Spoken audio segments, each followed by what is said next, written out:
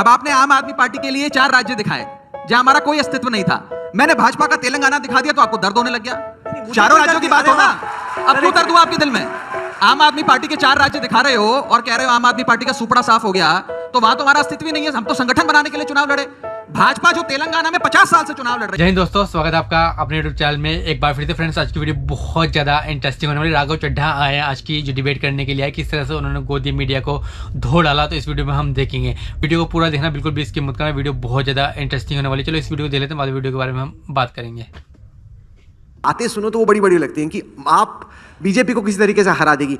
ये तो मिजोरम में 615 वोट, छत्तीसगढ़ में 1,44,000, राजस्थान में 1,48,000। ये क्या हो रहा है? क्या आपका जो प्रॉमिस था वो नहीं पहुंच रहा? क्लियरली क्यों हो रहा है ये? आइए देखते हैं, मजा आएगा। मैं आपको ये बता दूं कि इन चारों राज्यों में अगर बतौर इंडिया गठबंधन चुनाव लड़ा जाता तो हो सकता है स्थिति कुछ अलग होती। और दूसरी चीज जो आज भारतीय जनता पार्टी बड़े खुशी से लड्डू बांट रही है और कह रही है 2024 का चुनाव समाप्त हो गया, अब तो हम जीत ही गए क्योंकि हमने इन 3 राज्यों में जीत दर्ज करा ली। मैं आपको कुछ आंकड़े बताना चाहूंगा। 4 बड़े राज्यों में चुनाव हुए, मध्य प्रदेश, छत्तीसगढ़, राजस्थान, तेलंगाना। इन चारों राज्यों में कुल मिलाकर 11 करोड़ लोगों ने वोट डाला। ध्यान से सुनिएगा मेरी बात। इन 4 बड़े राज्यों में कुल मिलाकर इस विधानसभा चुनाव में 11 करोड़ लोगों ने वोट डाला। उस 11 करोड़ मतदाताओं के वोटों की अगर गिनती करी जाए तो उसमें से 4 करोड़ 80 लाख वोट भाजपा को पड़े और 4 करोड़ 90 लाख वोट कांग्रेस को पड़े। यहां इसका मतलब यह हुआ कि कांग्रेस को भाजपा से 10 लाख ज्यादा वोट मिले। कहने का मतलब तेलंगाना के वोट आप जोड़ रहे हो। मैं बता रहा हूं, क्यों ना जोड़ें? तो 5 राज्यों के चुनाव देखेंगे। जब अकाउंटेंट नेता बन जाए तो जो आपके जो डेटा की अंडरस्टैंडिंग है उसको आप मिसयूज करके कुछ भी बनाए थे। बात करने तेलंगाना का वोट आप यहाँ जोड़ रहे हैं। क्यों ना जोड़ूं? जब 4 राज्यों में चुनाव हुए तो मैं क्यों ना जोड़ूं? अच्छा, मैं 5 राज्यों की बात करता हूं। फिजिक्स के मार्क्स जोड़े जाते हैं फिजिक्स के एग्जाम में, बायोलॉजी के मार्क्स थोड़ी जोड़ के कहते हैं फिजिक्स और बायोलॉजी मिला दो तो मेरे साइंस में इतने आए। मैं आगे चलता हूं। तो बेस्ट ऑफ 4 थोड़ी देखा जाता है। आपको बेस्ट ऑफ 3 या बेस्ट ऑफ 2 बोल भी इतने कॉन्फिडेंस से रहे हैं मुझे, अगर आदमी ना पकड़ पाए बोले यार ये तो बड़ी कमाल की बात कर रहे हैं, कांग्रेस के ज्यादा वोट आए थे। मैं अपनी बात समाप्त कर लेता हूं। पहली बात यह है कि जब आप एग्जाम में बैठते हैं तो आप सारे एग्जाम्स में बैठते हैं। अब आपने आम आदमी पार्टी के लिए 4 राज्य दिखाए जहां हमारा कोई अस्तित्व नहीं था। मैंने भाजपा का तेलंगाना दिखा दिया तो आपको दर्द होने लग गया। ये तो साला होना ही चाहिए। चारों राज्यों की बात हो ना, अब क्यों दर्द हुआ आपके दिल में? आम आदमी पार्टी के 4 राज्य दिखा रहे हो और कह रहे हो आम आदमी पार्टी का सुपड़ा साफ हो गया, तो वहां तो हमारा अस्तित्व ही नहीं है। हम तो संगठन बनाने के लिए चुनाव लड़े। भाजपा जो तेलंगाना में 50 साल से चुनाव लड़ रही है, मैं तेलंगाना दिखा दिया तो आपको दर्द होने लग रहा है कि बेस्ट ऑफ 3 दिखाओ। मैं तो चारों राज्य दिखाऊंगा। मेरी आगे बात सुनिए। 4 बड़े राज्यों में चुनाव हुआ, 11 करोड़ वोट पड़े और भाजपा को 4 करोड़ 80 लाख वोट मिले, बाकी सारा वोट विपक्ष का। एक चीज। दूसरी चीज, 4 भी छोड़िए राहुल जी, 5 राज्यों की बात करते हैं। 5 राज्यों में भी चुनाव हुए, छत्तीसगढ़, राजस्थान, मध्य प्रदेश, तेलंगाना, मिजोरम। इन 5 राज्यों में कुल मिलाकर 84 सीट्स हैं लोकसभा की, 84 सीट हैं। इन 84 सीटों में से आज भाजपा के पास 65 सीटें हैं। लेकिन अगर 2023 के चुनाव के वोट को आप लोकसभा के सीट्स पे एक्सट्रैपोलेट करें, लोकसभा के नजरिए से देखें, यानी कि आज जितना भाजपा को वोट मिला इतना ही 2024 में इन 5 राज्यों में मिले, तो भाजपा की सीटें 65 से गिरकर 50 पे आ जाएंगी। यानी कि 15 सीटों का नुकसान भाजपा को होते हुए नजर आ रहा है इन नतीजों के मुताबिक भी। तो भारतीय जनता पार्टी को ज्यादा खुशी मनाने की जरूरत नहीं है इन राज्यों के चुनावों को देखते हुए। विधानसभा के चुनाव थे, उसमें लोकल इश्यूज पे साधारण तौर पे चुनाव होता है, आप उसको जोड़ के कर रहे हैं। ये बट इसी तरह की मैच जहां गड़बड़ रहती है ना, आपकी सेफोलॉजी ऐसी करके आपको लग रहा था कि आप गुजरात में जीत रहे हैं, आप तो कॉन्फिडेंस से लिख के दे रहे थे कि जीत रहे। और गुजरात में हुआ ये कि एक विधायक तो इनका कल ही छोड़ के चला गया, पहले 6 थे, अब उसमें भी एक निकल गया।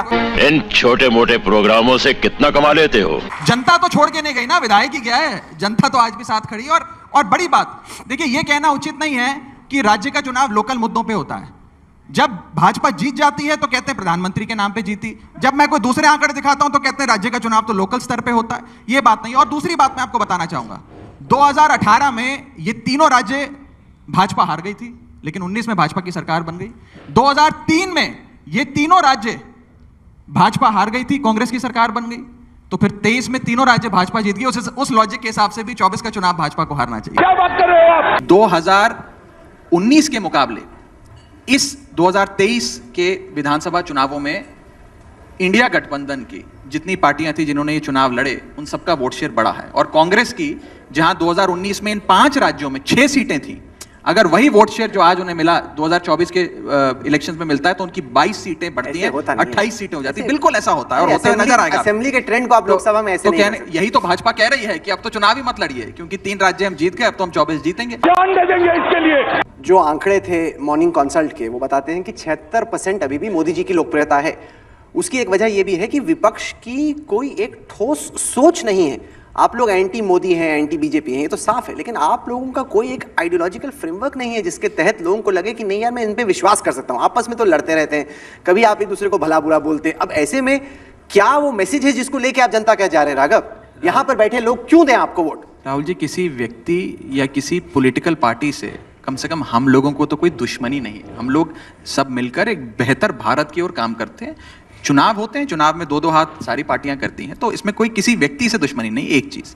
दूसरी चीज, हमारा क्या आइडिया है? आपने कहा आपके पास आइडिया क्या है, क्या चीज है जो आप लोगों के पास लेकर जाते हैं?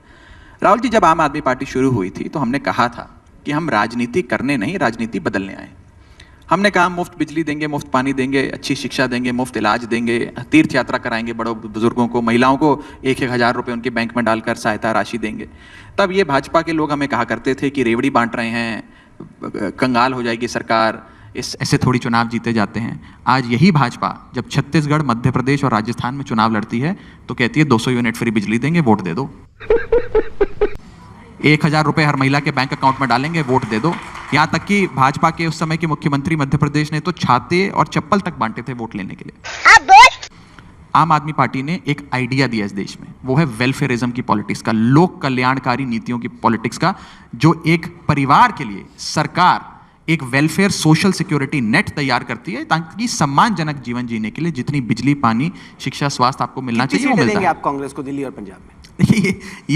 ये बात कोई आज तक के मंच पे नहीं तय होगी। ये तो जब हम गठबंधन की बैठक होगी, आमने सामने बैठेंगे, विस्तार से चर्चा होगी, तो सारे राज्यों पे, दिल्ली पे भी चर्चा करेंगे, गुजरात पे भी चर्चा करेंगे। ये बताइए, मध्य प्रदेश में भी करेंगे? सारे राज्यों, पूरे भारत देश पे सारी पार्टियां बैठकर चर्चा करेंगी। देखिए, आपके हिसाब से कांग्रेस की दिल्ली में कितनी सीटों पर हैसियत? मैं बताता हूं। देखिए, आज जितनी पार्टियां उस कमरे में बैठती हैं, क्योंकि मैं आम आदमी पार्टी का एक बतौर नॉमिनी इनमें से कई कमेटियों पे बैठता हूं, मैं आपको अंदर की बात बताता हूं। हम लोग जब उस कमरे में जाते हैं, उस कमरे के भीतर बैठते हैं, तो 3 चीजों को छोड़कर, कमरे के बाहर छोड़कर इस कमरे के भीतर जाते हैं। पहला है मतभेद, दूसरा है मनभेद और तीसरा है महत्वाकांक्षा। अगर ये 3 चीजें हम नहीं छोड़ेंगे, छोड़नी चाहिए या छोड़ के जाते हैं? छोड़ के जाते हैं सर। 3 महीने से आप लोगों की मीटिंग नहीं हुई, बातें इतनी बड़ी कर रहे हैं। आपको कैसे पता? हो सकता है हम रोज सुबह फोन पे बात करते हैं, हो सकता है हम रोज जूम पे मीटिंग करते हैं, हो सकता है हमारी गूगल मीट मीटिंग आज शाम को भी हुई थी। सर, आप लोगों के यहाँ कुछ सीक्रेट रहेगा नहीं? आप बीजेपी थोड़ी की सीक्रेट बचा के रखें। नौकरी के नाम पे भड़वागिरी कर रहे हो तुम। आपके 3 नेता तो जेल में है, आपके मुख्यमंत्री किस दिन वहां पहुंच जाए इसका कोई पता नहीं। ये क्या हो रहा है कि करप्शन के खिलाफ लड़ती हुई निकली एक पार्टी अब करप्शन अभी बदत है भाई, अभी बदत है। राहुल जी, इस देश में जेल का खेल जो चल रहा है वो हमें समझना होगा। आज के समय यदि कोई विपक्ष का नेता भाजपा ज्वाइन कर लेता है तो उसके खिलाफ जितने मुकदमे चल रहे थे वो बंद हो जाते हैं, कोई जेल, कोई एजेंसियों के चक्कर नहीं काटने पड़ते। लेकिन अगर कोई लोकप्रिय नेता भाजपा ज्वाइन करने से मना कर देता है तो उस पर आरोप लगते हैं, एजेंसियां रेडें डालती हैं और उसे गिरफ्तार कर लिया जाता है। मैं उसका एक बड़ा ही रीसेंट एग्जांपल आपके सामने रखना चाहता हूं जिससे मुझे लगता है कि बात पूरी क्लियर हो जाएगी। 2016 में इसी सरकार ने, इसी भाजपा सरकार ने एक बहुत बड़े नेता को गिरफ्तार किया एनफोर्समेंट डायरेक्टरेट ने भ्रष्टाचार के आरोपों में। 2 साल वो नेता जेल में रहा और बड़ी मशक्कत के बाद 2018 में उस बड़े नेता को बेल मिली। 2023 में उस नेता ने भाजपा ज्वाइन कर ली और इसी हफ्ते फ्रेंड बहुत ज़्यादा इंटरेस्टिंग डिबेट थी। देख सकते हैं राघव चड्ढा ने किस तरह से इनको धोया है। तो राघव चड्ढा कोई पढ़े लिखे नहीं थे, बाहर से विदेश से पढ़ाई करके आ रखे, तो उनके सामने आप हल्के सवाल नहीं पूछ सकते। तो उन्होंने किस तरह से जो है गोदी मीडिया के एंकर जो थे राहुल कंवल, उनका जो है बोलती बंद कर दी। तो एंकर जो है ना, इनके जो सवाल जवाब जब तभी निकलते हैं जब कोई दूसरा नेता रखो। जब बीजेपी के नेता रखे होते हैं तो इनके जो मुंह पे बिल्कुल सलाई हो जाती है। अगर वो कुछ गलत बात भी कर रहे होते हैं तो हाँ पर हाँ मिलाते हैं उनकी। और दूसरे प्रवक्ता रखे होते हैं दूसरी पार्टियों के, तब ये सारे के सारे सवाल पूछते हैं। मीडिया का जो काम होता है वो सत्ता पक्ष से सवाल पूछना होता है, ना कि विपक्ष से सवाल पूछना होता है। तो आज गोदी मीडिया का ये हाल हो गया है कि लोग इन्हें बिल्कुल कुछ नहीं समझते इनके। तो ये हाल मीडिया का हो गया है। तो आई होप आपको ये वीडियो पसंद आई, बहुत इंटरेस्टिंग वीडियो थी। ओरिजिनल चैनल का लिंक जो है मैं डिस्क्रिप्शन में दूंगा, उसको जाकर सब्सक्राइब कर लेना। इस वीडियो को एंड करते हैं, नेक्स्ट वीडियो मिलेंगे किसी नेक्स्ट टॉपिक के साथ। तब तक बहुत सारे हैं, तब तक के लिए जय हिंद, जय भारत।